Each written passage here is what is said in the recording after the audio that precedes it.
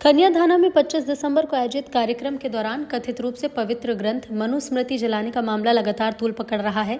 सवर्ण सेवा न्यास ने इस घटना को लेकर पुलिस प्रशासन को शिकायती पत्र सौंपा।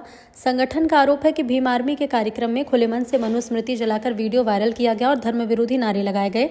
इससे धार्मिक भावनाएं आहत हुई और जातिगत तनाव फैलाने की कोशिश भी। सवर्ण आर्मी ने नामजद लोगों पर कड़ी कार्रवाई और एनएसए लगाने की मांग की है। साथ ही कार्रवाई न होने पर भूख हड़ताल की चेतावनी दी है।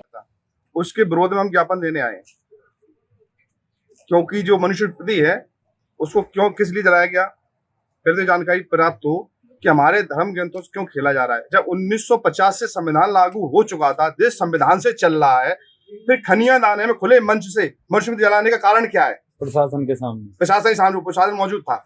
उससे हमारा जो प्रदेश के अंदर जातवाद की दो वर्गों में संघर्ष हो रहा है और वर्ग संघर्ष की स्थिति बनती चली आ रही है आए दिन। तो हमारे प्रशासन से निवेदन है कि जिन लोगों द्वारा यहाँ पर मनुस्मृति जलाई गई है उन पे एनएसए कार्रवाई की जाए, उनको एफआईआर दर्ज की जाए। उस दिन प्रशासन ने क्यों नहीं रोका? क्या आप सामने जल्दी मंच के सामने तो वो हमने बात की कि आपने क्यों नहीं रोका। तो अगर कोई रोकने वाले कोई विरोध करने आए नहीं था, आप आज आए तो हम एफआईआर दर्ज करेंगे उस पर। केवल सनातन धर्म के धर्म ग्रंथों के साथ ये खिलवाड़ हो रही है, आप इसको कैसा मानते हैं? क्योंकि सनातनी सो रहा है, मैं तो ये कहूंगा, इसलिए सनातन धर्म के साथ खिलवाड़ हो रही है। और धर्म में उनके खिलवाड़ क्यों नहीं होती है? कई धर्म है हिंदुस्तान के अंदर, हिंदू मुस्लिम सिख कई धर्म बने हुए हैं। किसी ने कभी वो धर्म का विरोध किया? क्यों? हिंदू धर्म शांतिप्रिय धर्म है, सभी लोग साझी दिया चाहते हैं। ये देश हिंदुओं का देश है, इसकी रखवाली करना चाहते हैं कि देश के अंदर बड़े संघर्ष ना हो। इस कारण सब हो रहा है। क्यों हम झुकते चले आते हैं सदैव अपने भाई बहन को बचाने जगह सोच कोई बात नहीं, अपने भाई हैं, इनको वो रहने दो। उसी कारण से हमारे साथ में खिलवाड़ होते चले आ रहे हैं सदैव। क्या आप इसमें विदेशी षड्यंत्र मानते हैं? अब सब विदेशी षड्यंत्र कहाँ से माने? 1950 में संविधान लागू होने के बाद में हो भी सकता है, लेकिन अपन इतनी गहराई तक पहुंचे नहीं उसमें। किस तरह का आश्वासन दिया है? अभी मेरे को साहब ने आश्वासन दिया है कि इस पे कार्रवाई होगी। अभी तक शायद यहाँ कोई आया नहीं था, उनके आप लोग आए तो इस पर कार्रवाई अवश्य सुनिश्चित होगी। आखिर मध्य प्रदेश सरकार ही क्यों कार्रवाई नहीं कर रही है, जबकि अन्य प्रदेशों में ऐसा नहीं है किसी भी धर्म ग्रंथ को जलाया जा रहा हो या किसी धर्म विशेष या जाति विशेष के प्रति कोई भी शब्द बोले जा रहे हो और शासन प्रशासन कार्रवाई नहीं कर रहा है? आखिर क्यों? अब ये तो बहुत विचारणीय बात है।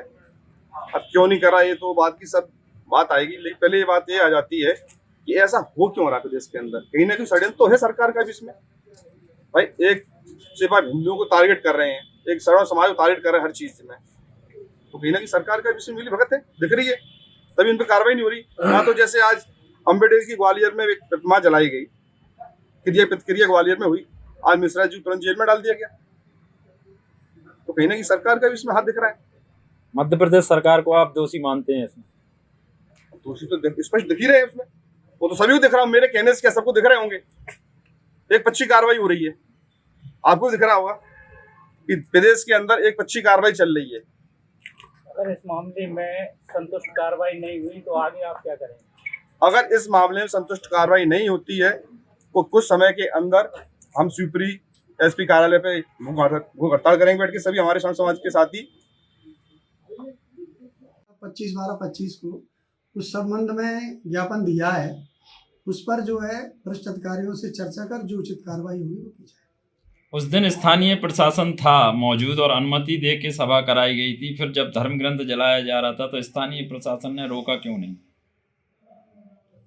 अगर ऐसा है तो उसमें देख करके वीडियोग्राफी में और कार्रवाई करेंगे। स्थानीय प्रशासन ने उस दिन वीडियोग्राफी कराई थी और धर्म ग्रंथ मंच से जलाया जा रहा था, तब स्थानीय प्रशासन ने उसी दिन क्यों नहीं रोका? वीडियोग्राफी देखेंगे, फिर उसके बाद जो भी उचित कार्रवाई होगी वो करेंगे। धन्यवाद।